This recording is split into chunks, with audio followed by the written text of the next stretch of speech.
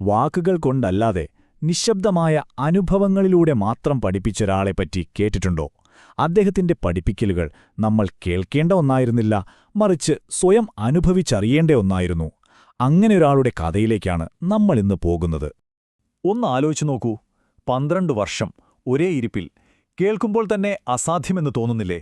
അപ്പോ ഈ കഥയുടെ വലിപ്പം എത്രത്തോളമുണ്ടെന്ന് നിങ്ങൾക്ക് ഊഹിക്കാം. ഇത് വെറുമൊരു ധ്യാനത്തിന്റെ കഥയല്ല, മനുഷ്യന്റെ കഴിവിനും അപ്പുറത്തുള്ള ഒരു തപസ്സിന്റെ കഥയാണ്. ഇപ്പം നിങ്ങളീ കാണുന്ന സ്ഥലമുണ്ടല്ലോ, ആദിവാരപ്പൂപ്പേട്ടയിലെ ഈ ധ്യാനമന്ദിരം, ഇവിടെ നിന്നാണ് ആ കഥ തുടങ്ങുന്നത്. 14 വയസ്സുള്ള ഒരു സാധാരണ കുട്ടിയുടെ കഥ. കൂട്ടുകാരുടെ കൂടെ കളിച്ചും ചിരിച്ചും നടന്നൊരു പയ്യൻ. പക്ഷേ ഒരൊറ്റ നിമിഷം കൊണ്ട് അവന്റെ ജീവിതം മൊത്തത്തിൽ മാറിമറിഞ്ഞു. ആ അവിശ്വസനീയമായ യാത്രയുടെ തുടക്കമായിരുന്നു അത്. ശരി, നമുക്ക് ആ കഥയിലേക്ക് ആഴത്തിലിറങ്ങിച്ചെല്ലാം. അപ്പോ ഈ അത്ഭുതങ്ങളെല്ലാം സംഭവിക്കുന്നതിന് മുൻപ് ആരായിരുന്നു ഈ കുട്ടി? നമുക്ക് നോക്കാം. അവന്റെ പേര് സത്യരാജു. വെറും 14 വയസ്സ്. പക്ഷെ ആള് ചില്ലറക്കാരനായിരുന്നില്ല. എന്തിനേയും ചോദ്യം ചെയ്യുന്ന, അനീതി കണ്ടാൽ വെറുതെയിരിക്കാത്തൊരു പ്രകൃതം. അതുകൊണ്ടുതന്നെ കൂട്ടുകാർ അവനൊരു പേരിട്ടു, എഗെയിൻസ്റ്റ്. ഒരു യോഗിയാകുന്നതിനൊക്കെ ഒരുപാട് മുൻപ് അവൻ ഇങ്ങനൊരു വികൃതി പയ്യനായിരുന്നു. അതൊരു സാധാരണ ദിവസം പോലെയാണ് തുടങ്ങിയത്. 1949 ഓഗസ്റ്റ് 7. ഉച്ചയ്ക്ക് 2 മണിയായപ്പോൾ അവൻ കൂട്ടുകാരുമായി കനാലിൽ കുളിക്കാൻ പോയി. കളിയൊക്കെ കഴിഞ്ഞ് ഒരു 3:30 വിശന്നിട്ടൊരു പനനുങ്ക് കഴിക്കാനായിട്ടിരുന്നു. എന്നാൽ അടുത്ത നിമിഷം സംഭവിച്ചത് ആരും പ്രതീക്ഷിക്കാത്തൊന്നായിരുന്നു. അവന്റെ കയ്യിലിരുന്ന ആ പഴത്തിൽ നിന്ന് ഒരു വലിയ പ്രകാശം പുറത്തേക്ക് വന്നു. അവന്റെ ശരീരം വിറയ്ക്കാൻ തുടങ്ങി. ആ പ്രകാശത്തിൽ ഒരു ദിവ്യയോഗി പ്രത്യക്ഷപ്പെട്ട് അവന്റെ പുരികങ്ങൾക്ക് നടുവിൽ തൊട്ടു. അതോടെ അവൻ സമാധി എന്നറിയപ്പെടുന്ന അഗാധമായ ധ്യാനാവസ്ഥയിലേക്ക് വീണുപോയി. എല്ലാം ഒരൊറ്റ നിമിഷം കൊണ്ട്. അവിടെ നിന്നാണ് അവന്റെ ജീവിതത്തിലെ ഏറ്റവും കഠിനമായ അധ്യായം തുടങ്ങുന്നത്. 12 വർഷം, നീണ്ട 12 വർഷത്തെ തപസ്. നമുക്കാർക്കും ഒരുപക്ഷെ ചിന്തിക്കാൻ പോലും പറ്റാത്തത്രയും വലിയൊരു പരീക്ഷണം. അപ്പോൾ എന്താണ് ഈ തപസ് എന്ന് പറഞ്ഞാൽ? അത് വെറുതെ കണ്ണടച്ചിരിക്കുന്ന ധ്യാനമല്ല, അതൊരു കഠിനമായ ആത്മീയ വ്രതമാണ്. എല്ലാ ദിവസവും കുറഞ്ഞത് 12 മണിക്കൂറെങ്കിലും സമാധിയിലിരിക്കണം. ഇതുവരെയെന്നാണോ? ദൈവം നേരിട്ട് പ്രത്യക്ഷപ്പെട്ട് നിന്റെ തപസ് പൂർത്തിയായി എന്ന് പറയുന്നതുവരെ. അതായത് ശരീരത്തിനെയും മനസ്സിനെയും പൂർണ്ണമായും മറികടക്കുന്നൊരവസ്ഥ. അദ്ദേഹം അനുഭവിച്ച കഷ്ടപ്പാടുകൾ കേട്ടാൽ നമ്മൾ ഞെട്ടിപ്പോകും. വർഷങ്ങളോളം ഒരേ ഇരിപ്പിൽ ശരീരം ഏകദേശം തളർന്നുപോയി. മാസങ്ങളോളം ഒന്നും കഴിക്കാനില്ലാതെ പട്ടിണി കിടന്നു. എലികളും പ്രാണികളുമൊക്കെ ശരീരം കാർന്നു തിന്നു. വിഷമുള്ള മൂർഖൻ പാമ്പുകൾ പലതവണ കടിച്ചു. ഇതൊന്നും പോരാതെ നാട്ടുകാർ ബലം പ്രയോഗിച്ച് അദ്ദേഹത്തിന്റെ ധ്യാനം മുടക്കാൻ ശ്രമിച്ചു. ദുർമന്ത്രവാദ പ്രയോഗങ്ങൾ വരെ നേരിടേണ്ടി വന്നു. ഇതൊക്കെ ഒരു സാധാരണ മനുഷ്യന് താങ്ങാൻ പറ്റുന്നതിനും അപ്പുറത്താണ്, അല്ലേ? ഒന്നാലോചിച്ച് നോക്കൂ, ഒരു ദിവസം നമുക്ക് 24 മണിക്കൂറല്ലേ ഉള്ളൂ. അതിലെ 23 മണിക്കൂറും ധ്യാനത്തിൽ. ബാക്കിയുള്ള 1 മണിക്കൂറിലാണ് ഭക്ഷണം, ഉറക്കം, ബാക്കി എല്ലാ കാര്യങ്ങളും. അത്രയ്ക്ക് തീവ്രമായിരുന്നു അദ്ദേഹത്തിന്റെ സാധന. സാധാരണ മനുഷ്യർക്കിത് സങ്കല്പിക്കാൻ പോലും കഴിയില്ല. അപ്പോ ഈ പരീക്ഷണങ്ങൾ ശാരീരികം മാത്രമായിരുന്നില്ല എന്ന് നമ്മൾ മനസ്സിലാക്കണം.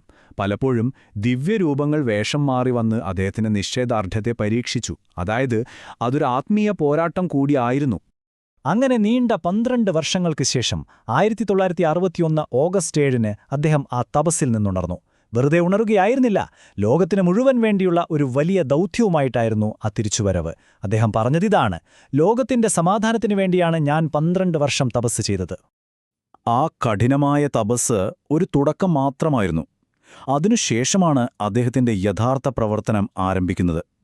അദ്ദേഹത്തിന്റെ പഠിപ്പിക്കൽ രീതിയാണെങ്കിൽ വളരെ വളരെ വ്യത്യസ്തവുമായിരുന്നു. അദ്ദേഹം തന്നെ അത് വ്യക്തമാക്കുന്നുണ്ട്. നിങ്ങൾക്ക് വേണ്ടത് അനുഭവങ്ങളാണ്, അതാണ് ഞാൻ നൽകുന്നത്. അദ്ദേഹം പ്രസംഗങ്ങൾ നടത്തിയില്ല, പുസ്തകങ്ങൾ എഴുതിയില്ല.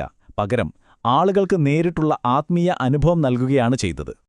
അദ്ദേഹത്തിന്റെ നിശബ്ദമായ പഠിപ്പിക്കലിലെ ആദ്യത്തെ ഉപകരണം ദർശനമായിരുന്നു. അതായത് അദ്ദേഹത്തിന്റെ സാന്നിധ്യത്തിൽ ഇരിക്കുക. ആ സാന്നിധ്യം തന്നെ ഒരുതരം ഊർജമായിരുന്നു. അത് ആളുകളുടെ മനസ്സിനെ ശാന്തമാക്കി ഉള്ളിലേക്ക് നോക്കാൻ സഹായിച്ചു. രണ്ടാമത്തെ ഉപകരണം വിഭൂതിയായിരുന്നു. അദ്ദേഹം അനുഗ്രഹിച്ചു നൽകുന്ന വിശുദ്ധ ഭസ്മം അദ്ദേഹത്തിന്റെ ആത്മീയ ശക്തി പകർന്നുകൊടുക്കാനുള്ള ഒരു മാധ്യമമായിരുന്നു അത്. ശാരീരികവും മാനസികവുമായ അസുഖങ്ങൾ മാറാനും ആളുകളെ ധ്യാനത്തിലേക്ക് നയിക്കാനും അദ്ദേഹം വിഭൂതി ഉപയോഗിച്ചിരുന്നു. ഇവിടെ ഈ ചിത്രങ്ങളിൽ നിങ്ങൾക്ക് കാണാൻ കഴിയുന്നതാണ്. അദ്ദേഹത്തിന്റെ സാന്നിധ്യത്തിൽ ആളുകൾക്ക് ഭാവ എന്ന് പറയുന്ന ഒരുതരം ആത്മീയ ലഹരി അനുഭവപ്പെടാറുണ്ടായിരുന്നു. ഈ അവസ്ഥ മനസ്സിനെ പൂർണ്ണമായി നിശബ്ദമാക്കുകയും അഗാധമായ ധ്യാനത്തിന് നമ്മളെ ഒരുക്കുകയും ചെയ്യും. ഇതായിരുന്നു അദ്ദേഹം നൽകിയ ആ അനുഭവങ്ങൾ. ഇനി നമുക്ക് അദ്ദേഹത്തിന്റെ ദൗത്യത്തിന്റെ ആഗോള സ്വാധീനത്തെക്കുറിച്ചും അദ്ദേഹത്തിന്റെ തത്വചിന്തയുടെ സാർവത്രിക സ്വഭാവത്തെക്കുറിച്ചുമൊന്ന് നോക്കാം. അദ്ദേഹം ഒരിടത്ത് ഒതുങ്ങിക്കൂടിയില്ല. ഏകദേശം 30 വർഷത്തോളം ഇന്ത്യയിലും ശ്രീലങ്കയിലും പടിഞ്ഞാറൻ രാജ്യങ്ങളിലുമെല്ലാം യാത്ര ചെയ്ത് ലക്ഷക്കണക്കിന് ആളുകളെ ധ്യാനത്തിലേക്ക് കൊണ്ടുവന്നു. സാധാരണക്കാരെന്നോ വലിയവരെന്നോ വ്യത്യാസമില്ലാതെ എല്ലാവർക്കും അദ്ദേഹം പ്രാപ്യനായിരുന്നു. അദ്ദേഹത്തിന്റെ കാഴ്ചപ്പാട് ഏതെങ്കിലും ഒരു മതത്തിൽ ഒതുങ്ങി നിന്നില്ല. അദ്ദേഹം പറഞ്ഞത് എല്ലാ ആത്മീയ പാരമ്പര്യങ്ങളുടെയും ഉറവിടം ഒന്നാണ്. അത് ഋഷിമാരുടെ സംസ്കാരമാണ്. അത് മതങ്ങളെപ്പോലെ വിഭജനമുണ്ടാക്കുന്നില്ല. ദൈവം ഏതെങ്കിലും ഒരിടത്തല്ല, നമ്മുടെ ഓരോരുത്തരുടെയും ഉള്ളിലാണെന്നും ആർക്കും ആ ദൈവത്തെ കണ്ടെത്താമെന്നും അദ്ദേഹം പഠിപ്പിച്ചു. അദ്ദേഹത്തിന്റെ ദൗത്യത്തിന് വളരെ വലിയൊരു ലക്ഷ്യമുണ്ടായിരുന്നു. ലോകത്തിലെ സംഘർഷങ്ങൾ കുറയ്ക്കുക.